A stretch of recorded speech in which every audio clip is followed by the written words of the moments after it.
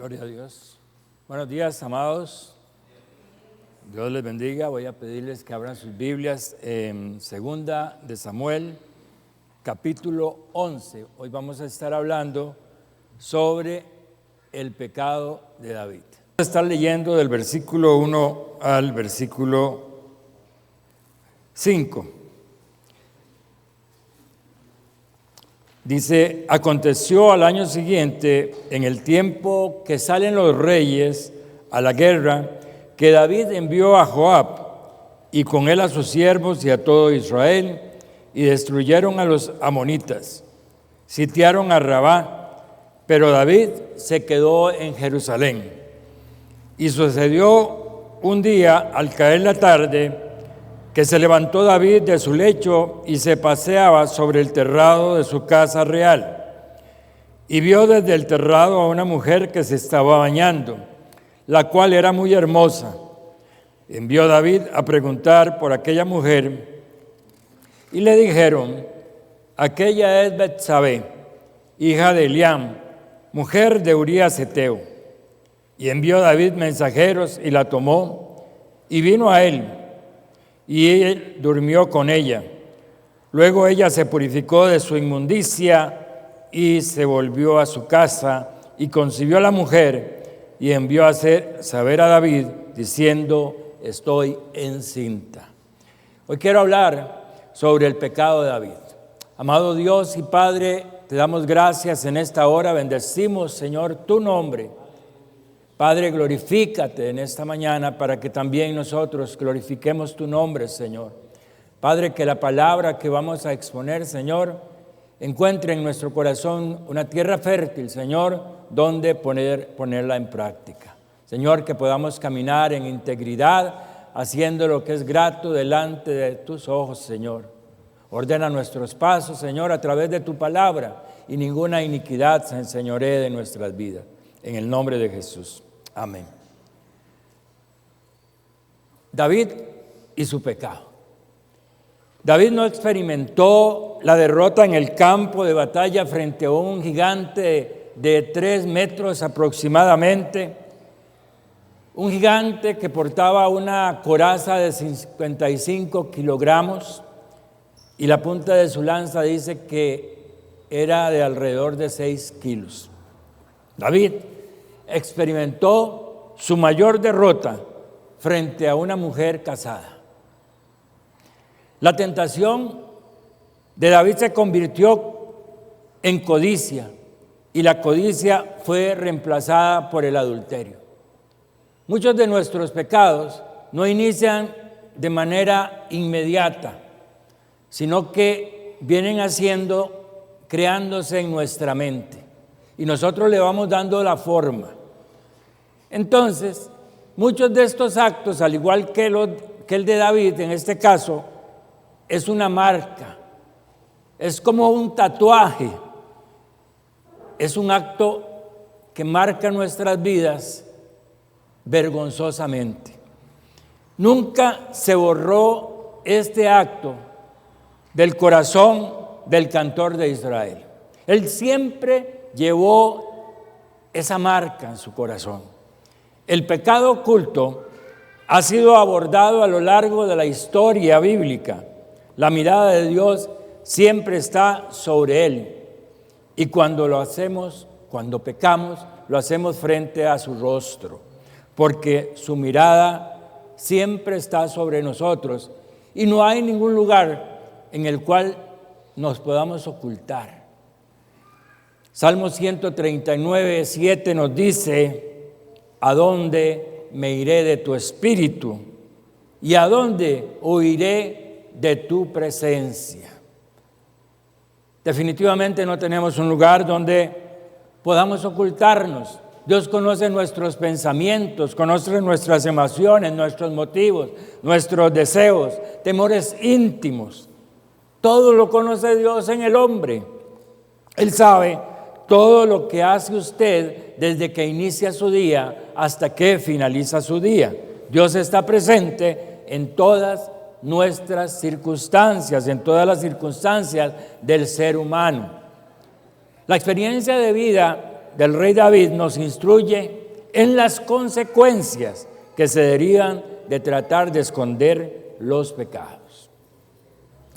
Los que procuran ocultar el pecado, en lugar de reconocerlo, confesarlo y abandonarlo, no tendrán progreso espiritual. Dice la palabra en Proverbios 8:36, el que peca contra el Señor defrauda su alma, y todos los que aman la muerte. Entonces, el pecado y el aborrecimiento de Dios son dos circunstancias que nos llevan a la muerte. Es fácil caer en la tentación de querer esconder o de ignorar nuestro pecado. Pensar que en el tiempo Dios se ha olvidado, pensar que nosotros nos hemos olvidado del pecado.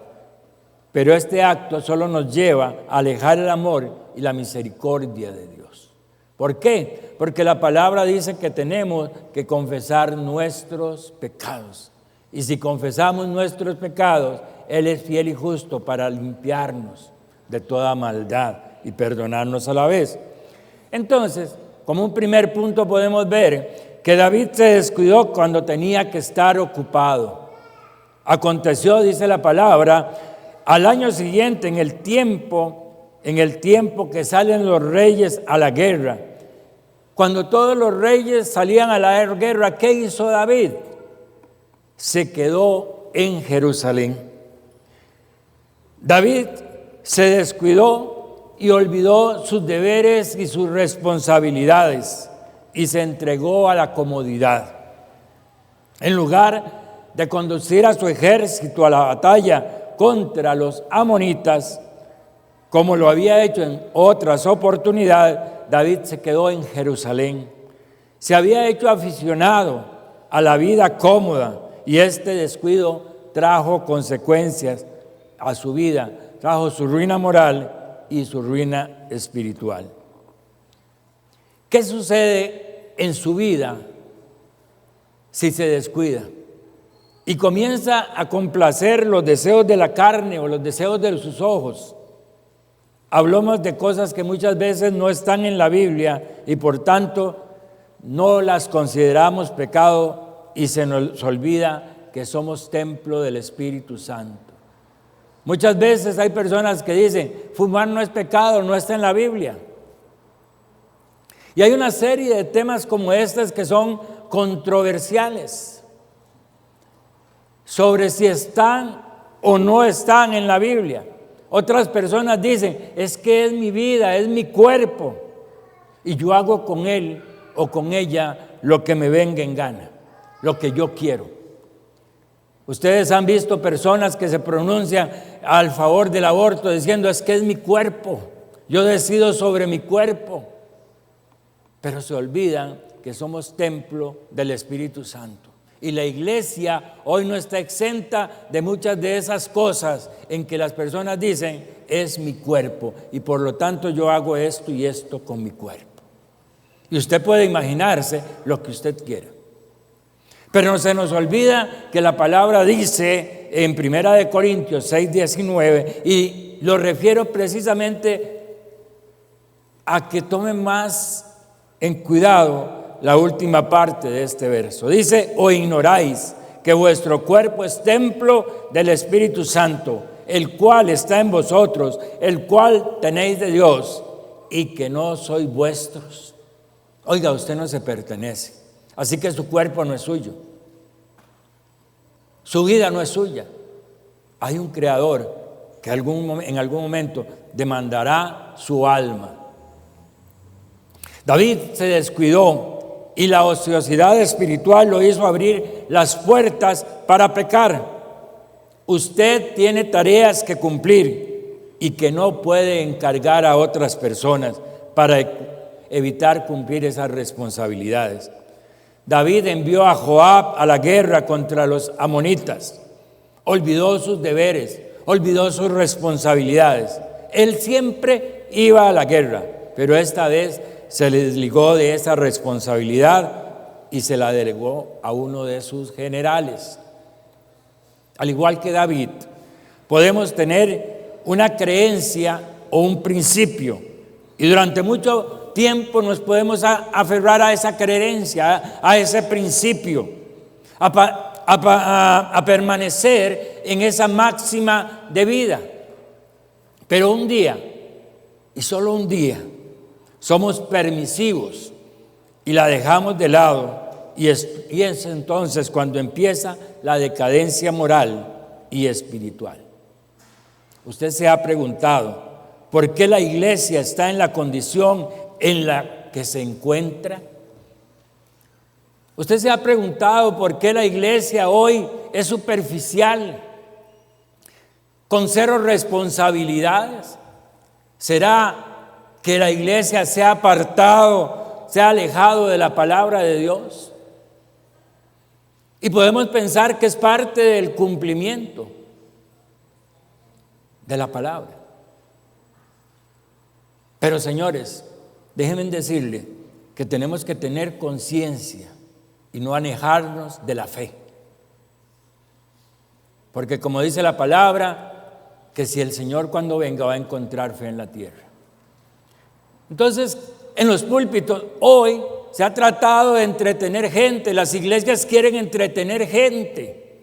La iglesia se ha alejado de sus principios y sus valores que la han constituido durante siglos.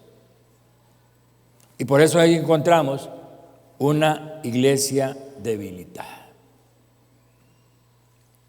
Aunque no digan a mí. El creyente que se deja dominar por la inactividad, por la negligencia, pierde el poder de Dios en su vida. Ignora en su totalidad las señales de alarma que le da el Espíritu Santo y decide hacer caso a los deseos de la carne y a los dictados del mundo. Cuando usted lee la palabra, cuando usted se sumerge en los mandamientos, en las líneas de la palabra, usted navega, usted va a encontrar que el Espíritu Santo va a estarle prendiendo las luces cada vez que usted se aleje de lo que establece la santa palabra. La tentación aparece en cualquier momento, pero es más frecuente y recurrente en situaciones en las que has ignorado los deberes y las responsabilidades. Decía alguien por ahí que una mente ociosa es un taller de Satanás. Y cuando usted está de vago es cuando más cosas le vienen a su mente. Y no todas son buenas, ¿verdad? Porque si fuera a meditar en algún versículo bíblico, pues ya no estaría ociosa. El cristiano tiene que tener presente que está en una guerra espiritual contra los principados y las potestades. No puede darse el lujo de descansar mientras otros combaten. Usted no puede llegar a decir, hermano, ore por mí. Y qué bien que pueda otro hermano orar por usted, pero usted no puede descuidar la oración. No puede brindarle su tarea, su responsabilidad de orar a otra persona. Estamos en un combate.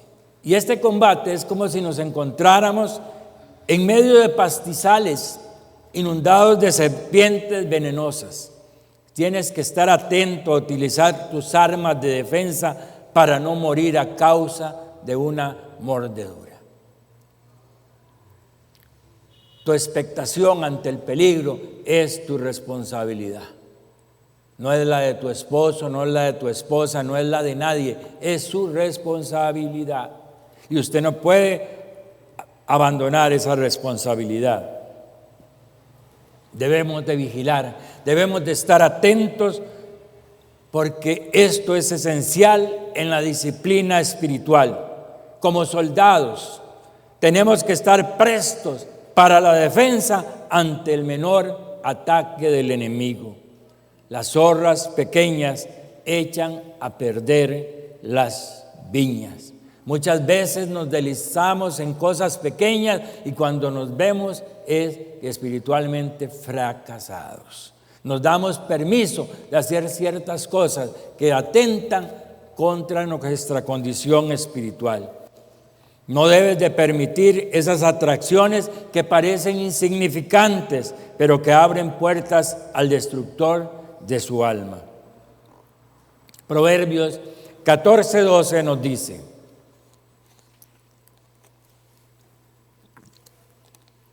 hay camino que al hombre le parece derecho, pero el final es camino de muerte. La sabiduría del ser humano es deficiente para determinar lo que es bueno o lo que es malo, lo que es digno o lo que es indigno.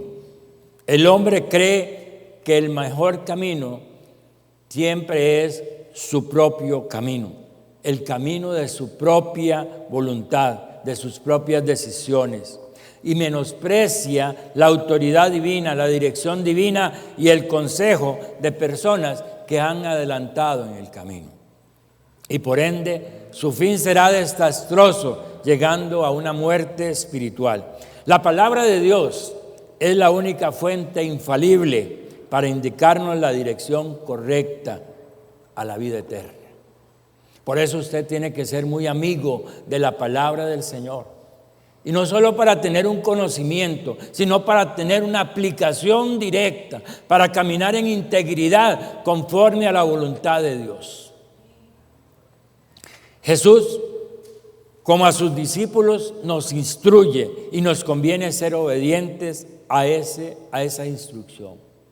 Él dice en su palabra en Mateo 26:41, velen, o sea, estén despiertos y oren para que no entren en tentación. El espíritu está dispuesto, pero la carne es débil. Debe alimentarse, debe velar, debe orar, debe estar en contacto con la palabra del Señor. Debes estar alerta para permanecer firme en la fe. David se dejó dominar por lo que vio. Y vio, dice la palabra, desde el terrado a una mujer que se estaba bañando, la cual era hermosa. La descripción de los pecados de David y sus consecuencias en la vida personal y familiar debe servirnos de ejemplo y advertencia, como así lo deja establecido Pablo en Romanos 15:4. Romanos 15:4 dice: porque las cosas que se escribieron antes para nuestra enseñanza se escribieron, a fin de que por la paciencia y la consolación de las Escrituras tengamos esperanza. O sea, todo lo que usted encuentra en la Biblia es una instrucción para que usted no patee las mismas piedras, para que usted siga los preceptos y los mandamientos que en ellas se establecen.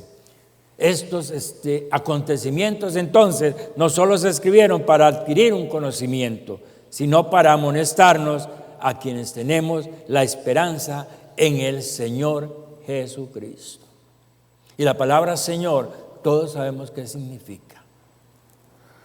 La experiencia de David es un ejemplo para el que se aparta del Señor y de la dirección del Espíritu Santo. La vista ha sido de los puntos débiles que el diablo ha utilizado para hacer caer a muchos. Eva es un ejemplo de ellos. Génesis 3:6 nos dice: la mujer vio que el fruto del árbol era bueno para comer y que era atractivo a la vista y era deseable para adquirir sabiduría. Así que tomó de su fruto y comió. Luego dio a su esposo que estaba con ella y él también comió. Satanás también le mostró a Jesús todos los reinos del mundo y le ofreció su autoridad y gloria. Pero Jesús rechazó la tentación. Jesús está fundamentado sobre la roca y pudo soportar las pruebas porque escuchaba las palabras de su Padre y las obedecía. Santiago 4:7 dice: someteos a Dios, resistid al diablo y huirá de vosotros. Someterse a Dios, y el diablo va a huir de nosotros cuando le resistamos, porque tenemos una palabra con la cual poder resistirle. Por medio de los ojos se produce la codicia o el apetito sensual por las cosas atractivas a la vista, pero prohibidas por Dios. El deseo de observar lo que da placer pecaminoso nos aleja de la relación con el Señor y Salvador Jesucristo. Ambientes que pueden considerarse de entretenimiento como la pornografía, la violencia, la impiedad, la inmoralidad, en cualquiera de los medios conocidos como el teatro, la televisión, revistas, juegos, etcétera, son motivo de reprensión por el Señor Jesucristo. Muchas veces estamos viendo películas violentas, estamos viendo series violentas o de otra índole, porque creemos que no nos van a afectar. Déjeme decirle que eso va a quedar en su mente y en el momento en que el enemigo pueda usarlas, las va a usar. Eso se va a disparar dentro de usted. Por eso tenemos que mantenernos a la expectativa, porque estamos en una guerra. Jesús dijo en Mateo 6, 22 y 23, la lámpara del cuerpo es el ojo, así que si tu ojo es bueno, todo tu cuerpo está lleno de luz. Pero si tu ojo es maligno, todo tu cuerpo estará en tinieblas. Así que si la luz que en ti hay es tinieblas, ¿cuántas no serán las mismas tinieblas? Hay terrados, hay azoteas por las que el creyente no debe pasearse. Un siervo de Dios no puede estar ocioso porque el enemigo se aprovecha. Pablo, cuando fue apedreado en Listra y arrastrado fuera de la ciudad, pensaron que estaba muerto. ¿Qué hizo Pablo cuando se levantó? No se quedó en cama holgazaneando o quejándose. Partió, dice la palabra, a Derbe para anunciar el evangelio, porque Pablo amaba al Señor. Usted no debe separarse de la presencia del Señor, porque dice la palabra, separados de Él, nada podemos hacer. Usted debe alejarse de bares, de salones de fiestas, de páginas de pornografía, de películas repletas de escenas inmorales. Todo esto tiene que ser desechado de su vida porque contristan al Espíritu Santo. Usted no debe andar en terrados que no le conviene. Usted no debe caminar por azoteas donde corre peligro su vida espiritual. El diablo sabe cuándo, cómo y dónde presentarnos las tentaciones. A David lo sorprendió desarmado.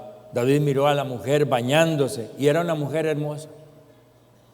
Y usted sabe qué es lo que sucede cuando uno deja mucho los ojos en algún lugar. El pecado de David no fue ver a Betsabé. Es poco probable que él planeara verla. El pecado de David fue elegir mantener sus ojos en una imagen sensual. Aún después de que la perdió de vista, siempre mantuvo la imagen y eso lo perdió. David tenía muchas esposas y aún así no podía satisfacer su lujuria. Como el rey Salomón, vemos un ejemplo respaldado. Tenía 700 esposas, 300 concubinas. Si una mujer no es suficiente, 1000 mujeres tampoco lo serán. La verdadera fuerza de la tentación a menudo no yace en la calidad del objeto de la tentación, sino en el estado del corazón y la mente del que está siendo tentado. Todo está en tu corazón, todo está en tu mente, en lo que le vas a transmitir. Pablo, un hombre de un altísimo nivel espiritual, dijo: yo sé que en mí, a saber, en mi carne, no mora el bien. La Biblia nos exhorta también a ser sobrios, a velar, porque nuestro adversario, el diablo, como león rugente, anda alrededor buscando a quien devorar, al cual resistid firmes en la fe. Betsabé fue tan pecadora como David. Dice que vino a él. Cualquier postura indecorosa de parte de Betsabé no justifica el pecado de David, pero ella seguía siendo responsable de su propio pecado. No tuvo respeto por su honestidad personal, por su pudor. No tuvo en estima la ausencia de su marido. No objetó el acostarse con el rey.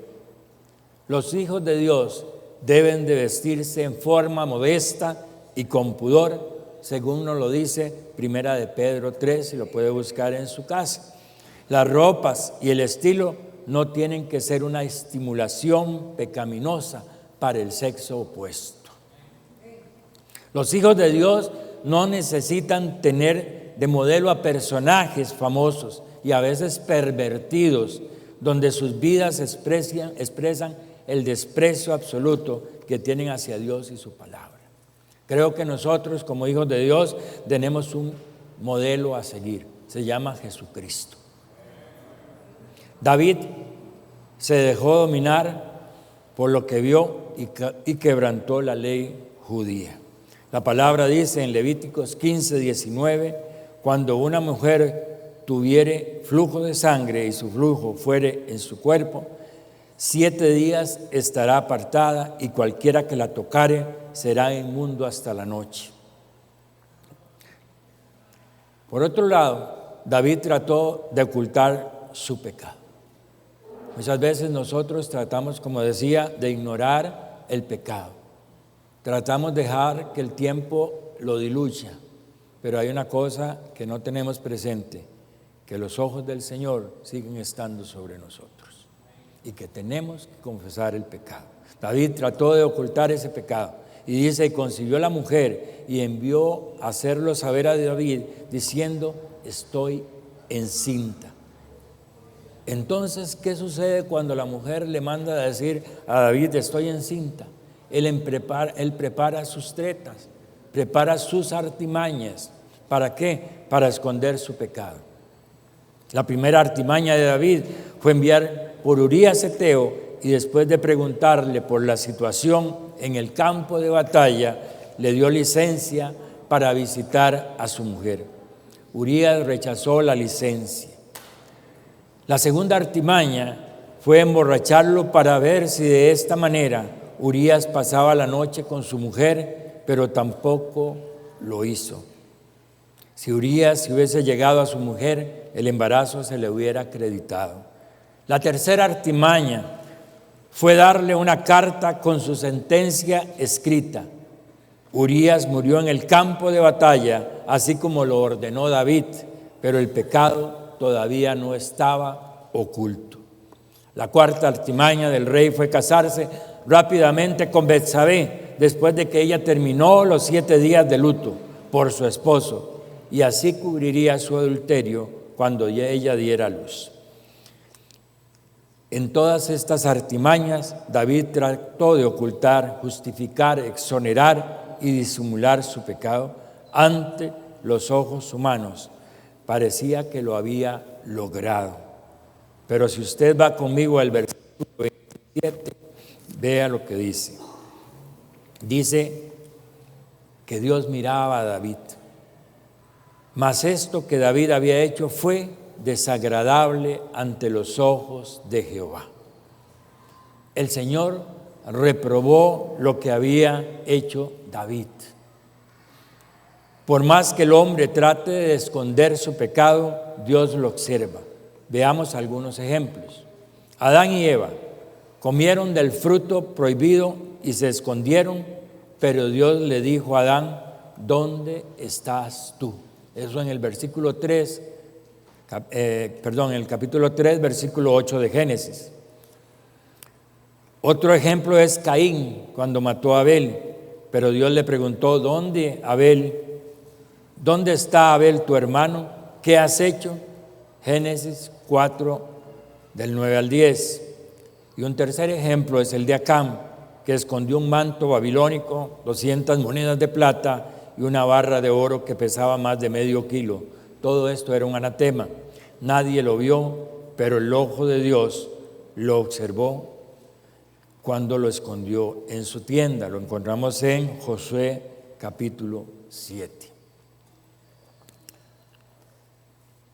Para concluir, Lucas 8:17 nos dice: porque nada, y nada es nada, hay oculto que no haya de ser manifestado ni escondido, que no haya de ser conocido y de salir a la luz. Satanás es mentiroso y padre de mentira, y quiere hacerte creer que existen pecados que a Dios no le importan o le incumben, porque no vienen especificados en las Escrituras. Muchas veces nosotros hacemos cosas en las cuales, como les decía al inicio, creemos que nuestro cuerpo es nuestro. Pero el cuerpo no es nuestro, de acuerdo a lo que vimos, somos templo del Espíritu Santo. Pero además hay otra situación, y esto va para las personas que principalmente son líderes. Cuando usted hace cosas que no convienen, va a estar afectando a otras personas. Y la palabra dice que cuando usted es piedra de tropiezo para esas personas, mejor le fuera amarrarse una piedra de molino y lanzarse. Por eso tenemos que cuidar. Como les decía, hay cosas que no aparecen en la Biblia. Hay otras cosas que sí aparecen. Son temas que llama Pablo temas de conciencia. Pero si a alguien esos temas de conciencia lo hacen pecar, tenemos que evitarlo.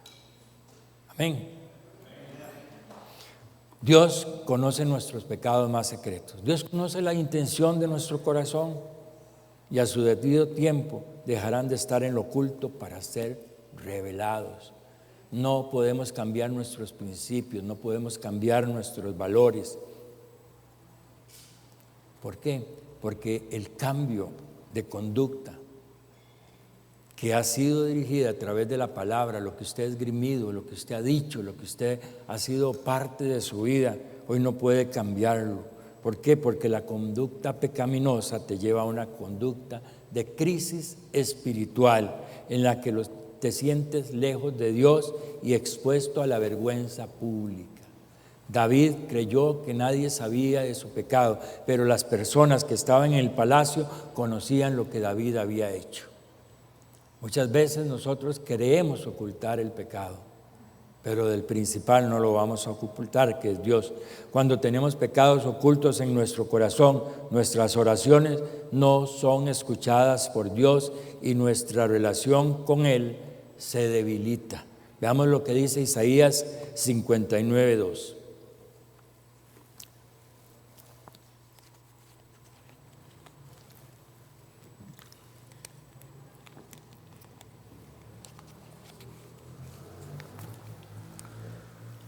Pero nuestras iniquidades han hecho división entre vosotros y vuestro Dios, y vuestros pecados han hecho ocultar de vosotros su rostro para no oír. Es un tiempo de reflexionar, y hoy yo lo motivo a que usted reflexione qué es lo que hay en su corazón, qué es lo que tiene usted en su corazón, de lo cual usted debe de arrepentirse. Cada uno de nosotros debe de pedirle al Espíritu Santo que nos examine. Como decía David, examíname, oh Jehová, y conoce mi corazón. Pruébame y ve si hay en mí camino de perversidad. Prueba mis pensamientos y ve si hay en mí camino de perversidad y guíame a tierra de rectitud. Cada día, todas las mañanas, al acostarnos, debemos reflexionar sobre nuestras situaciones diarias para pedirle perdón. Como decía, hay caminos que al hombre le parecen derechos, pero su fin es camino de muerte. Todo lo que hagamos debemos de plegarlo con las Escrituras para ir mejorando. Cada uno está en procesos diferentes, pero debemos ir como la luz de la aurora, caminando hasta que el día es perfecto. No debemos ser descuidados como fue David, dejar nuestras responsabilidades, dejar nuestro servicio, dejar lo que estamos haciendo, porque el enemigo se aprovecha de eso. El enemigo siempre está presto a ver cómo usted cae, cómo usted deja de servir, porque cuando usted deja de servir, abrió una puerta, cuando usted deja de leer la palabra, una puerta, cuando usted se da el lujo de ciertos postres que no convienen de acuerdo a la palabra, usted está pecando y Dios no ignora nuestro pecado. Cada día nosotros tenemos que fortalecernos en Dios y en el poder de su fuerza. Esto no lo podemos hacer solos, tenemos que depender de Dios cada día. Así que si usted hoy tiene algo de qué arrepentirse, algo que cree que hizo y que ya Dios se olvidó, déjeme decirle, el que encubre su pecado no prosperará, mas el que lo confiesa alcanzará misericordia, dice la palabra. Amén. Vamos a orar.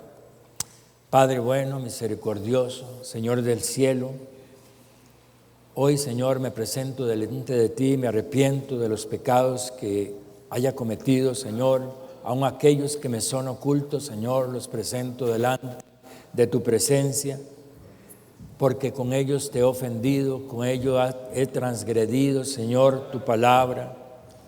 Propongo firmemente con tu ayuda, Señor, no volver a pecar, mantenerme firme, Señor, en tu voluntad, en la voluntad de tu palabra, mi Dios, y confío por tu infinita misericordia que has de conocer el perdón de mis pecados y has de conducirme a vida eterna. Señor, en el nombre de Jesús de Nazaret, oro, Señor, en esta hora, por cada uno de mis hermanos, Señor, aleluya. Mira sus corazones, mira sus vidas.